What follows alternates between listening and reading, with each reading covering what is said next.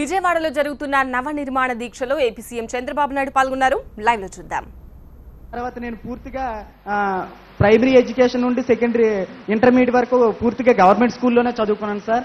తెలుగు మీడియంలోనే చదువుకున్నాను సార్. డిగ్రీలో డిస్టెన్స్ ఎడ్యుకేషన్లో చదువుకున్నాను సార్. నేను 2006 డిఎస్సిలో ఎస్జిటిగా సెలెక్ట్ అయ్యి ఇప్పటి వరకు పనిచేశాను సార్.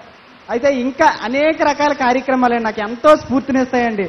ఆయన మాట తీరుగా నాకు ఇప్పటికీ బాగా గుర్తండి. హుదూద్ తుఫాన్ వచ్చింది. హుదూద్ తుఫాన్లో అసలు ఆయన చేసినది వండర్ అండి. అసలు అద్భుతం. మాటలు చెప్పడానికి చాలావండి.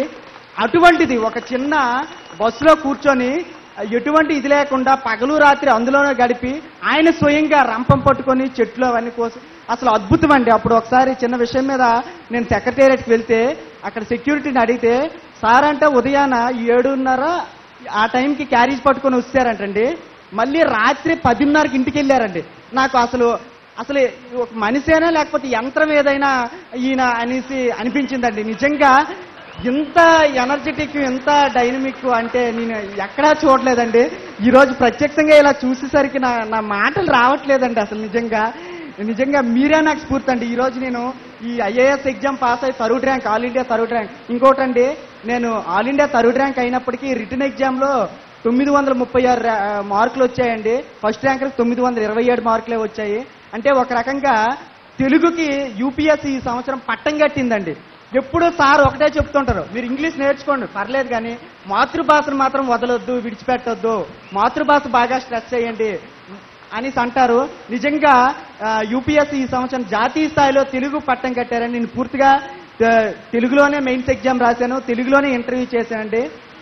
తర్వాత ఇంకొకటండి, పూర్తిగా నేను గవర్నమెంట్ స్కూల్లోనే చదువుకున్నానండి. సార్ ఎప్పుడు అంటుంటారు గవర్నమెంట్ స్కూల్లో ఉన్న టీచర్లు అత్యంత ప్రతిభావంతులు, డిఎస్సి ఆంధ్ర డిఎస్సి అనే దాన్ని తీసుకొచ్చి దాంట్లో సెలెక్ట్ అయ్యి వస్తారు, చాలా ప్రతిభావంతులు, చాలా విషయాలు వాళ్ళ దగ్గర ఉంటాయి, అక్కడ చదువుకోండి అని అంటుంటారు.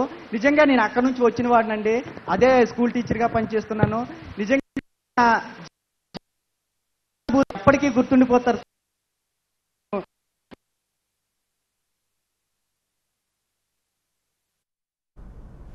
ఏపీలో జరుగుతున్న నవ నిర్మాణ దీక్షలో సివిల్స్లో ర్యాంకులు సాధించిన వాళ్లను సీఎం ప్రత్యేకంగా అభినందించారు.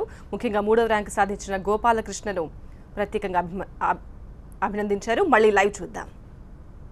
సార్ బాలలత గారు నాకు స్ఫూర్తినిచ్చారు సార్.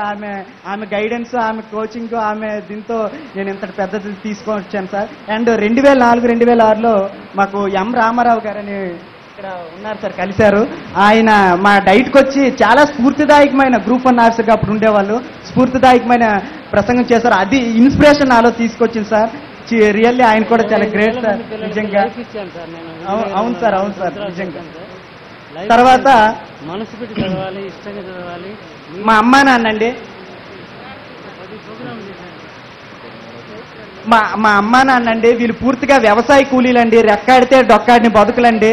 మాకు ఇంటర్మీడియట్ వరకు మా ఇంటికి కరెంట్ లేదండి. అప్పుడే నాకు బాగా చంద్రబాబు నాయుడు గారు సీఎం అయ్యేటప్పుడు 400కి మీటర్ చొప్పున, అప్పుడు ఇంతకుముందు 3000 మీటర్ కరెంట్ మీటర్ రావాలంటే 400కి చంద్రబాబు నాయుడు గారు మీటర్స్ ఇచ్చారండి.